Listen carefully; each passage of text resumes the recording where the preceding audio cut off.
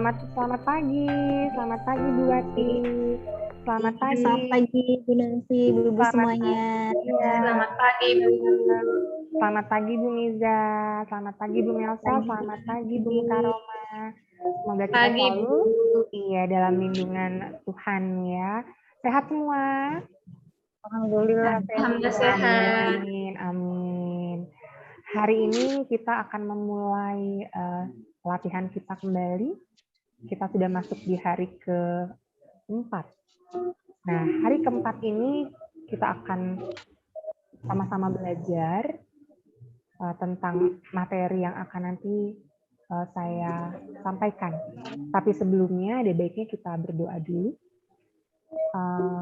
Mungkin Bu Novi minta bantuan kepada Ibu Melsa. Ibu Melsa, persilahkan.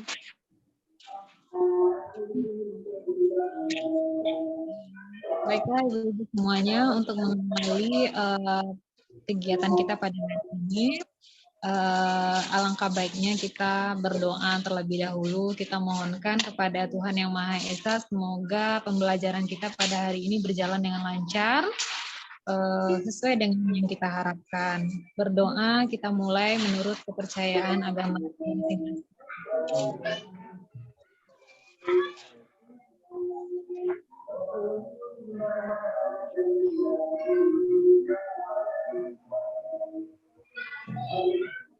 Doa selesai.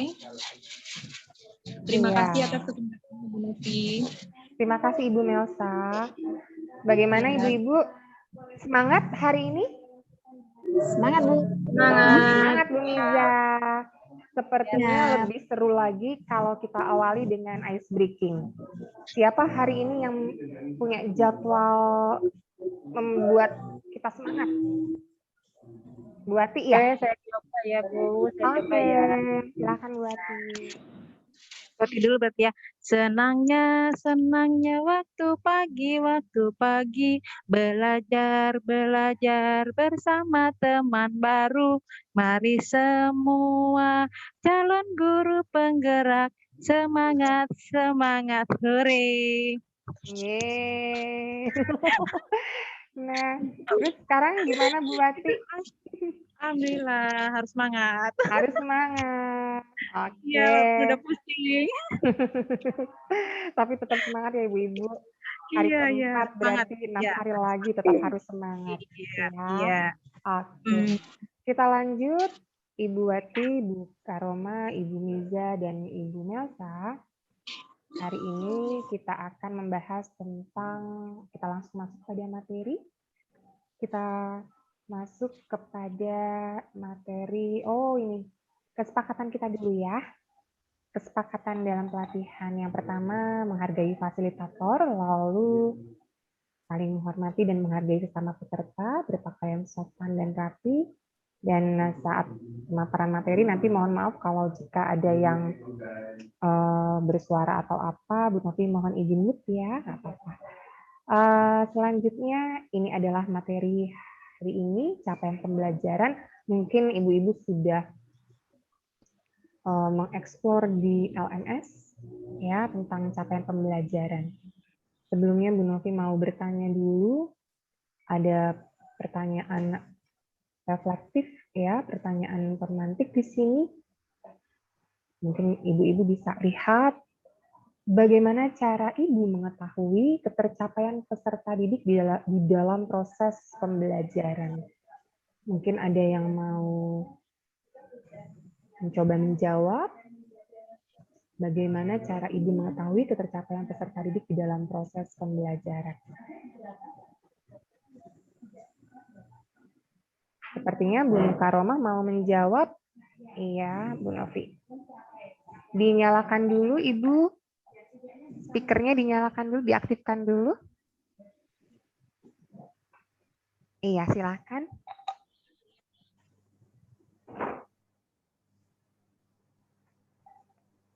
Belum ada suaranya. Iya, belum terdengar ya, Ibu. Iya, sekarang sudah. Iya, sudah Ibu. Terima kasih Bu.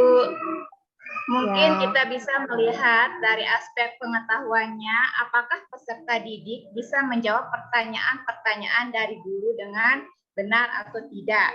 Nah, dan kita bisa lihat dari aspek sikapnya, apakah peserta didik kita sudah bisa bersikap sesuai dengan profil pelajar Pancasila.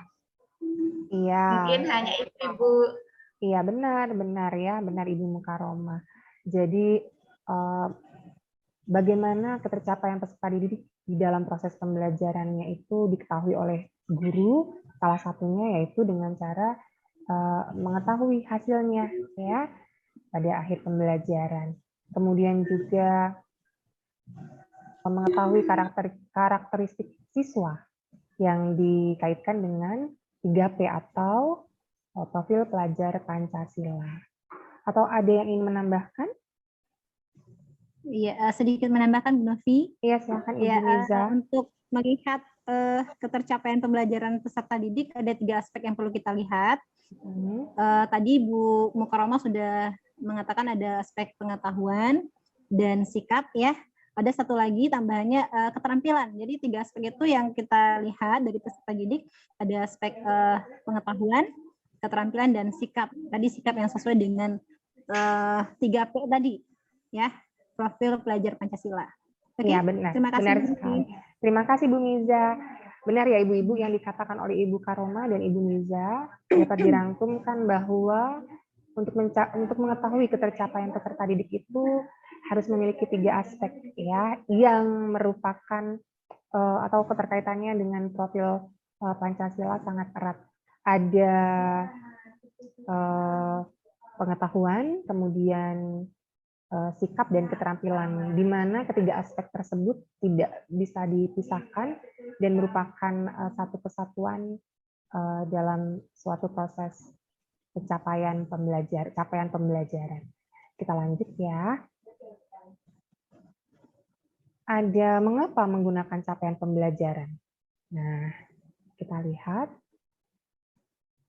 Mengapa menggunakan capaian pembelajaran? Karena sebagai sarana untuk mewujudkan yang tadi disebutkan Bu Miza, ya, mewujudkan profil pelajar Pancasila. Dan yang pasti, Ibu-ibu juga sudah tahu apa saja yang termasuk ke dalam 3P itu, ya, 6 dimensi profil pelajar Pancasila.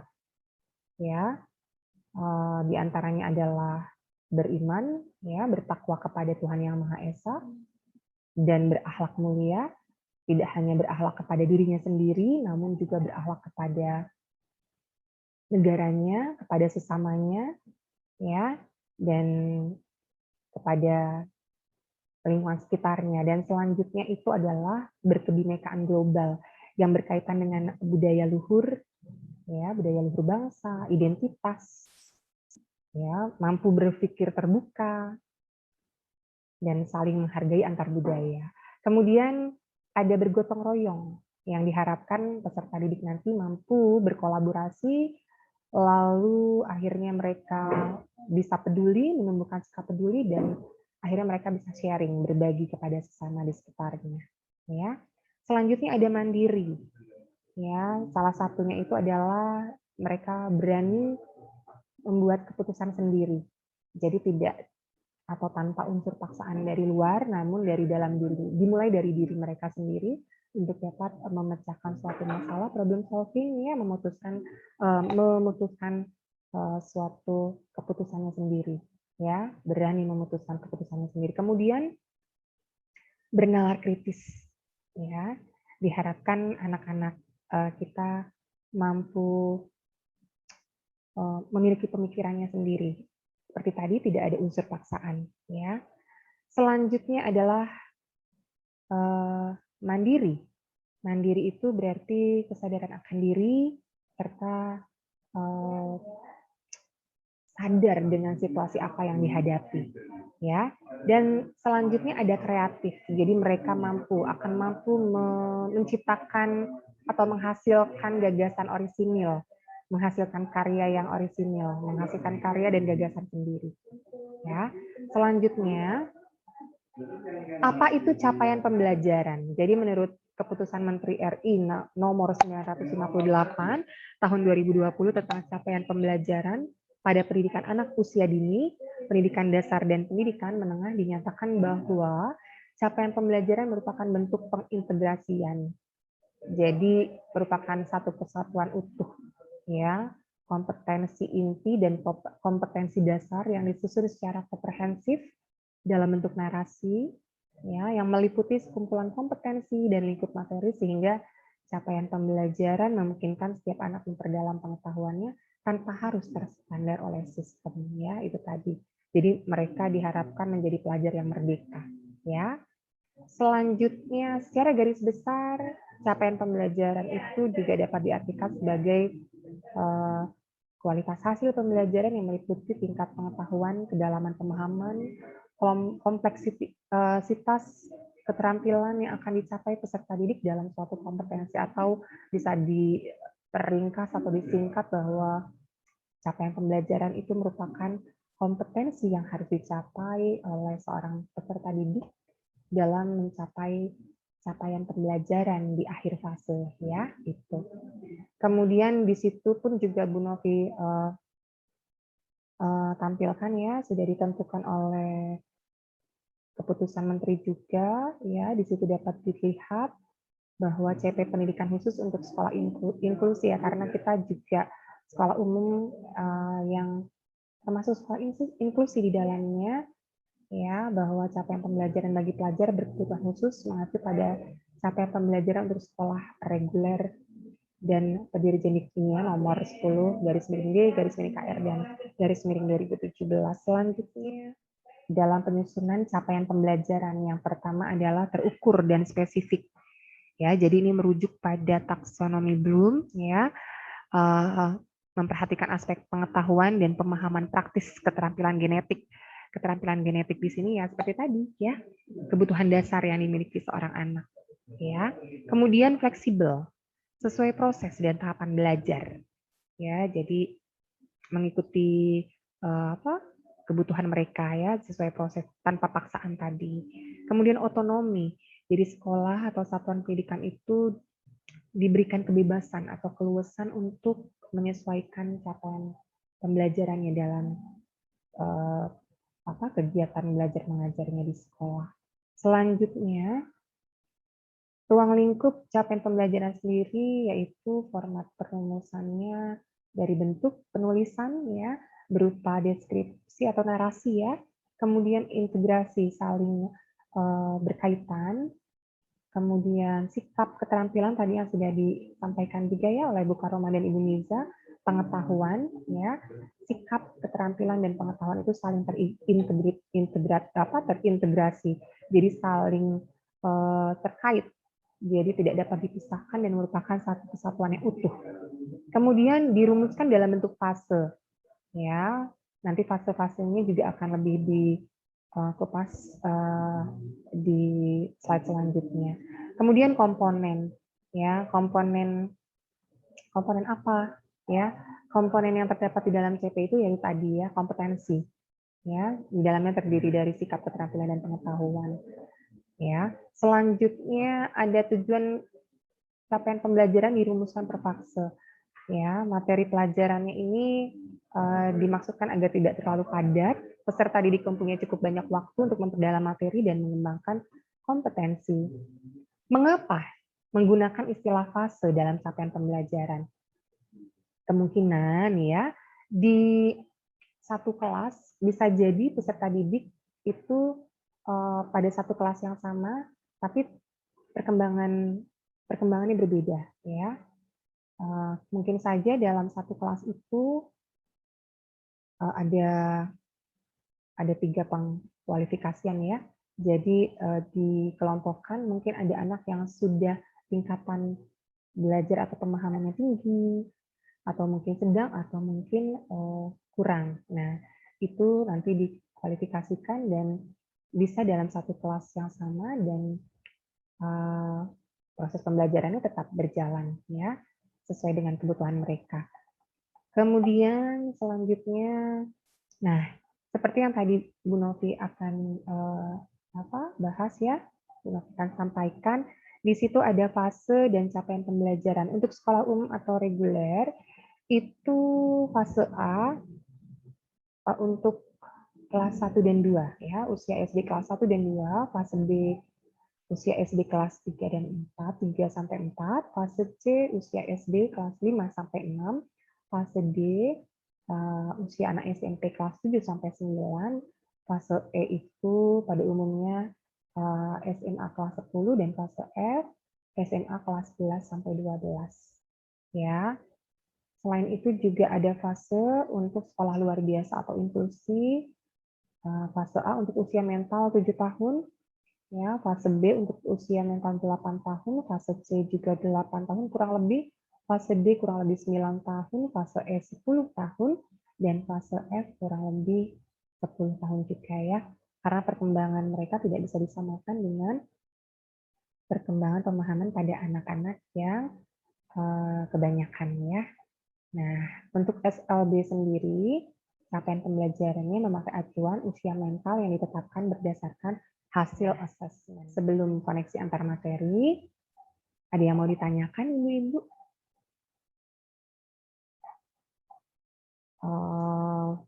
Dari yang tadi telah kita lihat bersama-sama, mungkin ada Ibu-Ibu yang mau bertanya, kurang jelas, ya, atau nanti kita sama-sama saling melengkapi, ya. Yuk, Bu Wati. Terima kasih banyak Bu Novi atas penjelasannya. Iya.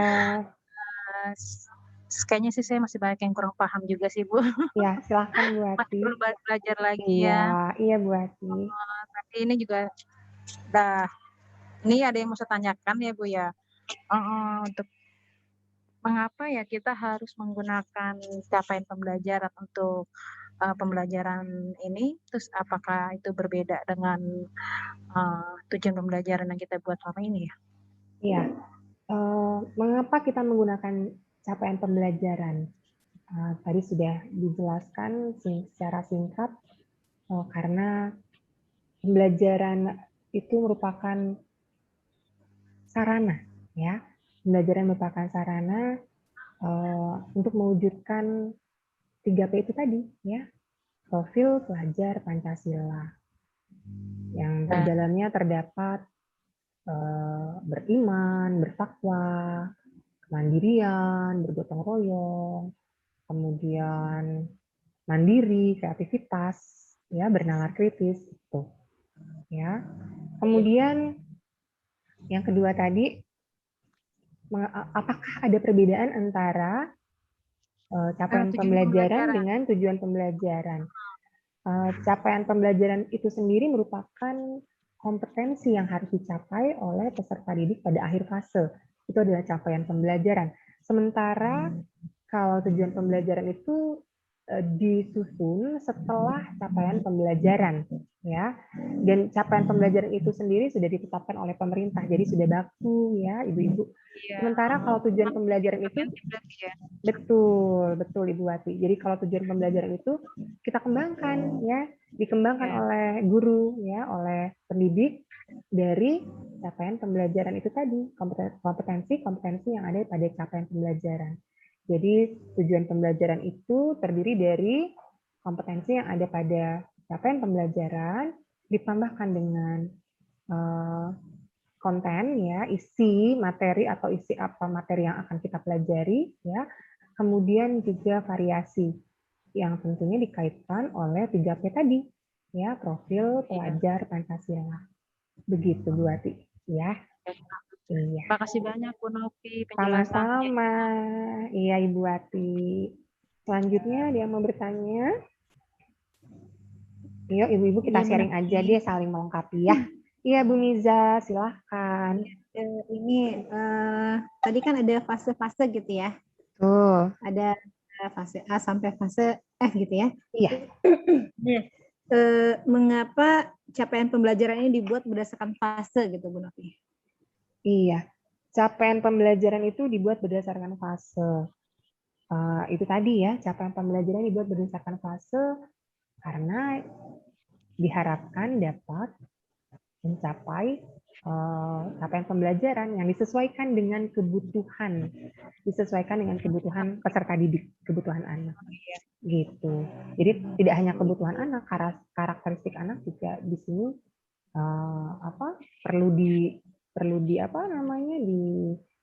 dicermati juga oleh guru, sehingga guru bisa mengetahui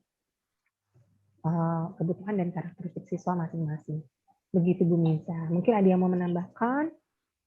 Oke, terima kasih Bu Novi. Sama-sama Bu Miza. Ada lagi yang mau bertanya?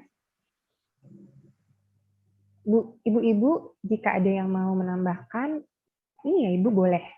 Kita sharing aja. Kita sama-sama berbagi. Yuk. Bu Mukaroma, Bu Melsa, silahkan. Mohon izin bicara Bu Novi. Iya, silahkan Ibu Melsa. Baik Bu, gini, dari yang sudah Ibu Novi paparkan tadi itu, peserta didik kan tingkat karakteristik dan tingkat kemampuannya itu berbeda-beda ya. Betul. Terus gimana cara kita, apa yang harus kita lakukan untuk melakukan penuntasan kepada anak-anak yang belum tuntas dalam proses pencapaian CP-nya itu. Iya, terima kasih Bu Melsa. Nah, Bu Melsa bertanya apa yang dapat dilakukan kepada siswa yang belum tuntas ya dalam proses pencapaian CP. Mungkin ada ibu-ibu yang mau berbagi? Mungkin ya saya mau mungkin kalau di sekolah saya yang biasa selama ini kita lakukan juga ya. Kalau belum tuntas biasanya sih saya mengadakan remedial untuk siswa yang masih belum tuntas. Tergantung kesulitannya apa ya. Kalau misalnya memang ya kita lihat dulu kesulitan mereka itu apa. Apakah memang perlu remedial dari soal atau materi yang awal kita ulang lagi atau dari apanya gitu Bu. Itu aja sih. Iya, betul Ibu Wati. Iya, betul ya Bu Melsa. Jadi kalau di Bu Wati pengalamannya diberikan remedial, pengulangan ya, penguatan materi yang belum dituntaskan, yang belum dipahami oleh anak tersebut. Begitu Bu Melsa? Atas penjelasannya. Iya, sama-sama Bu Melsa. Iya, ada lagi yang mau bertanya? Karena waktu juga sudah ini ya, merujuk pada sesi yang lain, kita lanjutkan saja ya Ibu-ibu. Nah, ini adalah koneksi antar materi. Sekarang waktunya ibu-ibu untuk ya berkolaborasi tentang koneksi antar materi. Jadi tugas ibu-ibu sekarang adalah menganalisis capaian pembelajaran dikaitkan dengan fase dan kompetensi yang ingin dicapai. Ya, ibu-ibu boleh berdiskusi nanti di roomnya masing-masing.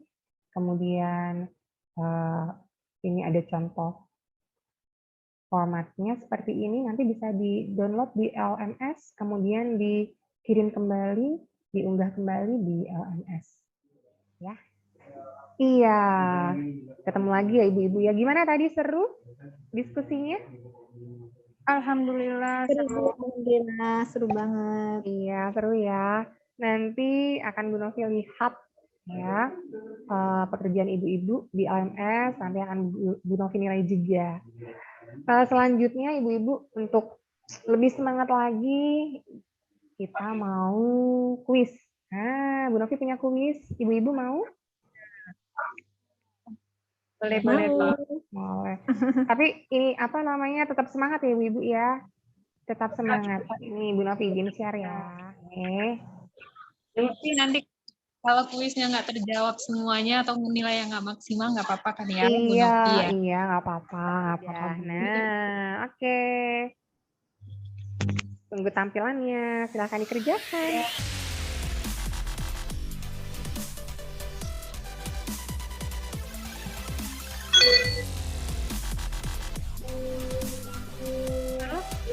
Ayo. Semangat, semangat. Ayo, siapa nih? Semangat Bu Wati. Karoma. Jadi loadingnya Bu namanya. Melsa langsung. Ayo Bu Miza. Ayo.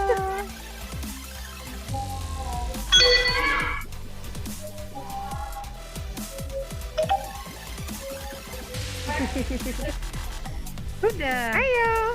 Sudah itu ya? Oh, sudah ya? Sudah. Sudah. Lalu exit. Iya, Bu Karoma, iya. Bu Karoma. Exit aja ya. Oke. Buat bukan continue. Ya, kita lihat ya ibu-ibu siapa ini yang menang. Yeay. Bu Miza yang pertama, Bu Melsa yang kedua, Bu Wati yang ketiga. Bu Karoma kemana ini ya? Ketinggalan saya juga nih. Bu Karoma ketinggalan ya. Oke. Iya, dari tadi ya. Cuma itunya nggak lompat-lompatnya belakang. Wah, seru nggak ibu-ibu? Seru ya? Seru. Iya, Oke. iya. Nah, selesai materi kita untuk hari ini. Iya, Novi izin stop share dulu. Nah, selesai. Bagaimana ibu-ibu? Semoga bermanfaat ya. Cukup dulu sepertinya sinkronus kita hari ini. Besok kita lanjutkan kembali dengan materi yang pastinya penuh tantangan ya ibu-ibu ya. Dan jangan pernah menyerah, berusaha ya, pasti kita bisa gitu. Setelah ini jangan lupa ibu-ibu kerjakan tugas asinkronusnya ya. Nanti dan tugas kelompok jangan lupa kelompoknya harus kompak ya.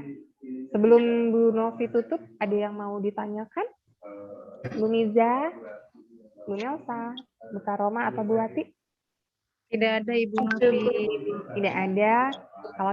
Kalau gitu kita akhiri dengan mengucap terima kasih ya, mengucap alhamdulillah, mengucap terima kasih karena hari ini kita sudah dapat melakukan aktivitas kita, pelatihan ini dengan baik. Terima kasih Bu-Ibu atas kerjasamanya. Iya, sama-sama. Terima kasih Bu Novi. Iya. Izin lift ya. Bu Melsa. Iya.